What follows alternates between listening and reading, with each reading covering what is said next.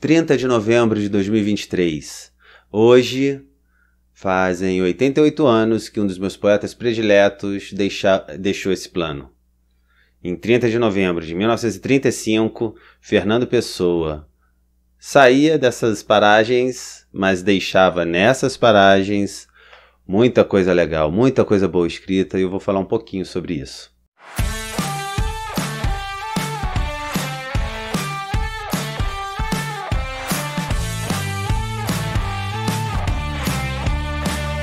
Bem, estou aqui num vídeo de reflexões livres, vou trazendo o que tiver na minha cachola, não preparei nenhum roteiro, estou só aqui roteirizando na hora.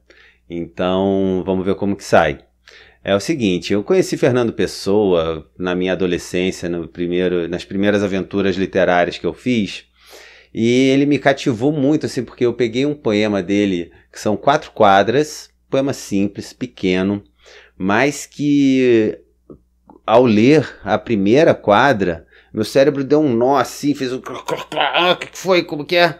Que eu li de novo, e aí eu memorizei. Foi um negócio tão rápido que eu memorizei esse poema, que eu precisava tê-lo assim para ficar repassando, para ficar o tempo todo lembrando do poema, lembrando das palavras do poema, para buscar os sentidos que tinham, que essas palavras guardavam, que é o seguinte: entre o sono e o sonho, entre mim e o que em mim é, o quem eu me suponho, corre um rio sem fim. Passou por outras margens, diversas mais além, naquelas várias viagens que todo o rio tem.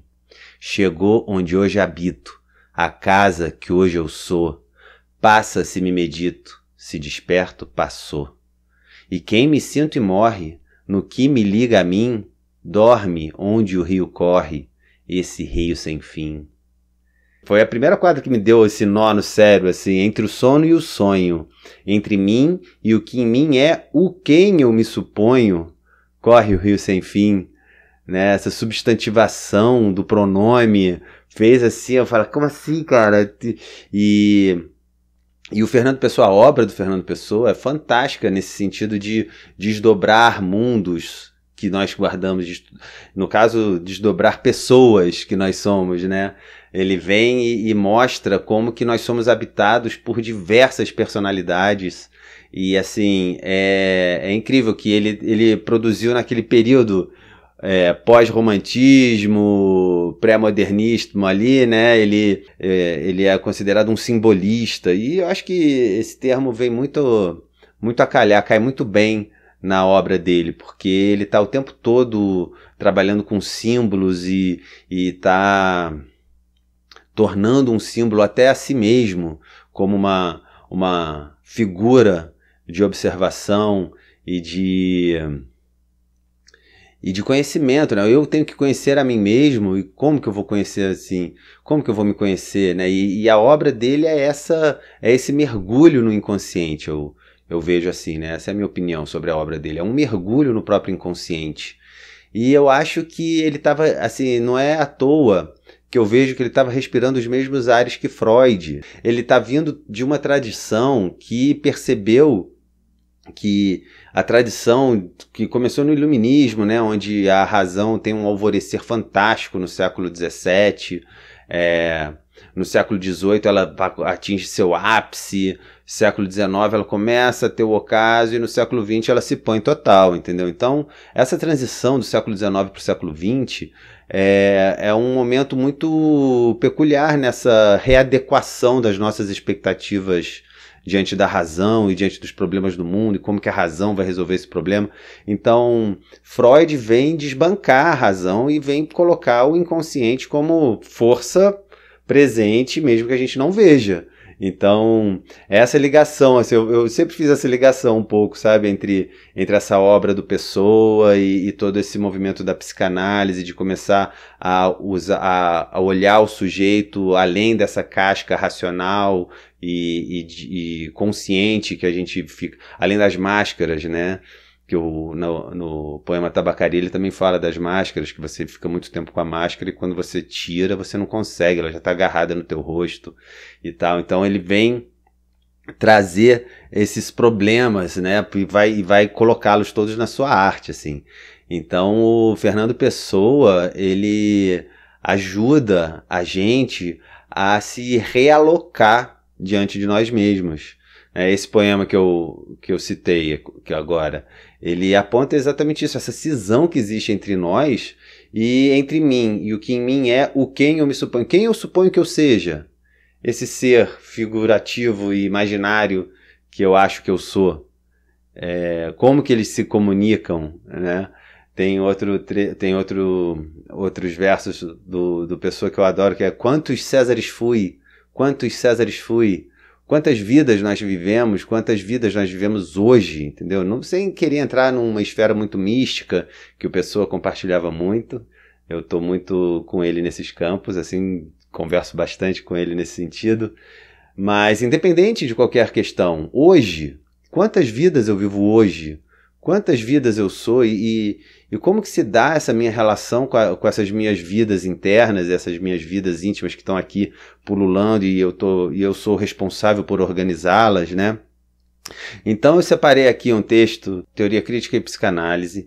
Logo no comecinho, ele está analisando a obra do Wilhelm Reich, que ele diz assim: Freud via na civilização o fruto da renúncia pulsional do indivíduo, e somente a este preço era possível a vida social, o que implica um antagonismo irredutível, embora latente, entre os interesses do indivíduo e os da sociedade.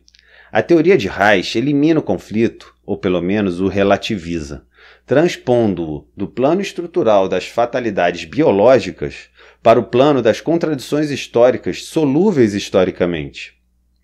E isto porque um indivíduo não precisa sacrificar sua libido genital, mas somente suas pulsões agressivas e pré-genitais. São estas, sublimadas, que tornam possível a civilização.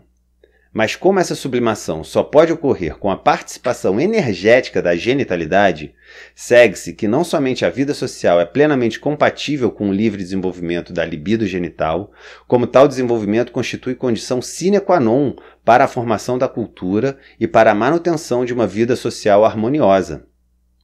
É assim que Reich pode afirmar que a sublimação e a gratificação sexual não são contraditórias.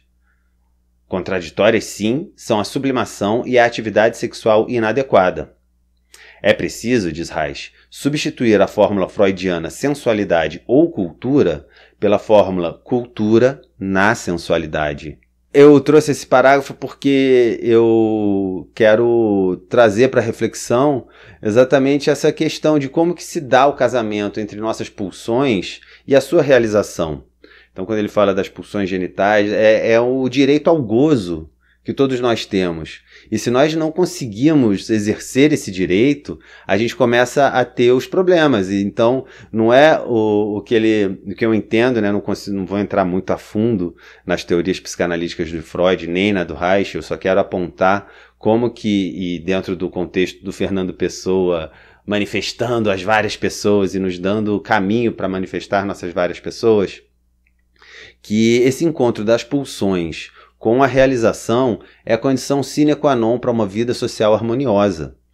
Então, tudo isso para reforçar a tese do autoconhecimento, da autoobservação, da autoanálise, para que a gente tenha, da educação emocional, que a gente tenha condições de ler nossas emoções, e a arte nos ajuda a fazer isso.